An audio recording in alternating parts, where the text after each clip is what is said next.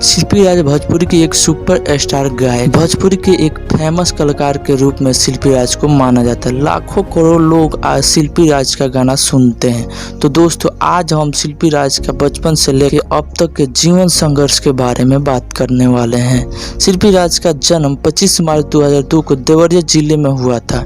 इनके पिता एक गरीब इंसान किसान का काम करके कुछ पैसा कमा करके शिल्पी राज को पाल पोस कर बड़ा किए। शिल्पी राज अपना पढ़ाई लिखाई बिहार के देवरिया जिले के एक स्कूल में पूरा की है और शिल्पी राज का सपना था गायक बना, तो उसने पढ़ाई लिखाई करके अपने गायकी दुनिया में निकल पड़े। छोटे छोटे स्टूडियो में गाना गाने लगे और लोग शिल्पी राज को पसंद करने लगे। तो शिल्पी राज ने अवधेश प्रेमी से मिली और अवधेश प्रेमी ने शिल्पी राज को पहली बार एक बड़े स्टूडियो में गाना गवाने के लिए ले गए और उस स्टूडियो में शिल्पी राज ने फ्री में गाना गाया और उस स्टूडियो में गाना गाने के बाद भोजपुरी जनता शिल्पी राज को बहुत पसंद करने लगा और उनका पहला गाना था नीली नीली आँखिया से और ये गाना शिल्पी राज का जिंदगी बदल दी। तब से लेकर शिल्पी राज भोजपुरी इंडस्ट्री में हिट गाना बनाई और पूरा 1 महीना तक बिना पैसे का शिल्पी राज गाना गाती रही। भोजपुरी इंडस्ट्री से शिल्पी राज ने पैसा तो बहुत कम कमाई, लेकिन भोजपुरी इंडस्ट्री में शिल्पी राज ने नाम और पहचान बहुत कमाई है और